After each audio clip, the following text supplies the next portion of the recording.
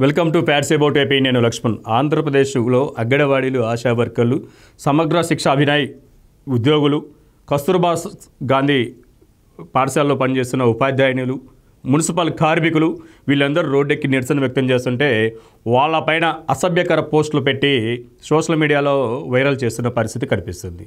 అధికార party target చేసి ఎవరైతే ఉద్యమాల బాట బట్టి సమ్మెలు చేస్తున్నారో వాళ్ళని టార్గెట్ చేసి సోషల్ మీడియాలో వాళ్ళపైన అసభ్యకరమైన ఇమేజ్లతో, అసభ్యకరమైన టెక్స్ట్తో గ్రాఫిక్ డిజైన్ చేసి ఫేస్బుక్లో పెడుతున్న పరిస్థితి కనిపిస్తుంది. ఈ అంశంపైనే అంగన్వాడీలు అయితే పెద్ద ఎత్తున వాళ్ళపైన పోస్టులు పెట్టారని మంగళగిరిలో రోడ్డెక్కి నిరసన వ్యక్తం చేస్తున్న క్రమం కూడా కనిపిస్తుంది.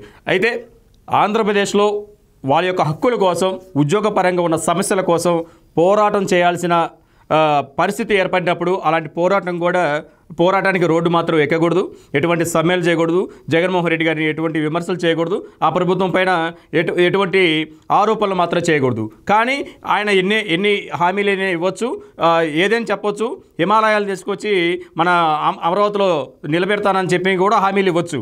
ఎటువంటి హామీలు ఇచ్చినా కానీ ఉద్యోగస్తులు మాత్రం ఓట్లు వేయాలి. ఆ తర్వాత మీరు మాకు హామీలు ఇచ్చారు, ఆ హామీలు నెరవేర్చండి అని మాత్రం రోడ్డు మాత్రం ఎక్కకూడదు అనే ధోరణిలో వైసీపీ ముందుకు వెళ్తున్నట్టు చాలా క్లియర్ కట్గా అర్థమవుతుంది.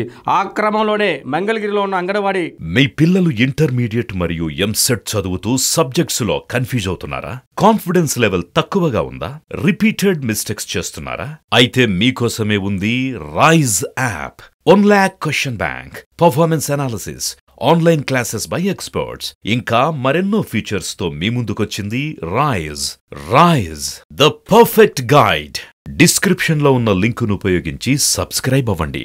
కార్యకర్తలమైన, టీచర్స్ పైన, అదేవిధంగా ఆ సంఘాలని ముందుకు ఫామ్ చేస్తున్న కార్మిక సంఘాలపైన వల్గర్గా పోస్టులు పెట్టి వైరల్ చేస్తున్న పరిస్థితి ఇదే రాజధానిలో పెద్ద హాట్ టాపిక్గా మారింది. మరోవైపు సర్వశిక్ష అభినయ్ వాళ్ళు ఈరోజు విజయవాడలో ముఖ్యమంత్రి కార్యాలయాన్ని, మంత్రి కార్యాలయాన్ని ముట్టడికి పిలుపునిచ్చారు. రాష్ట్ర వ్యాప్తంగా దాదాపు 26,000 మంది విజయవాడకి చేరుకొని నిరసన వ్యక్తం చేస్తున్న పరిస్థితి. మరోవైపు మున్సిపల్ కార్మికులు కూడా పెద్ద ఎత్తున నిరసన వ్యక్తం చేస్తూ వాళ్ళ యొక్క డిమాండ్స్ నెరవేర్చే విధంగా ముందుకు కదులుతున్న పని కూడా కార్యక్రమం కనిపిస్తుంది. మొత్తంగా ఆంధ్రప్రదేశ్లో ఉద్యమాంధ్రాన్ని తలపిస్తున్న క్రమం అయితేనేమింది. అయితే ఆ ఉద్యమాన్ని విచ్ఛిన్నం చేసే విధంగా ప్రభుత్వం అయితేనేమి, వైసీపీ పార్టీ అయితేనేమి చాలా ప్రణాళికాబద్ధంగా వాళ్ళని టార్గెట్ చేస్తూ సోషల్ మీడియాలో వాళ్ళ వ్యక్తిగతాన్ని, పర్సనల్ విషయాల్ని గ్రాఫిక్ డిజైన్ చేసి వాళ్ళ ఫోటోలు పెట్టి వాటిని మార్పింగ్ చేసి అసభ్యకరమైన పోస్టులు పెట్టి ఆ ఉద్యమాన్ని నీరుగార్చే పని, ఆ ఉద్యమంలో ఉన్న ఐక్యతను చెడగొట్టే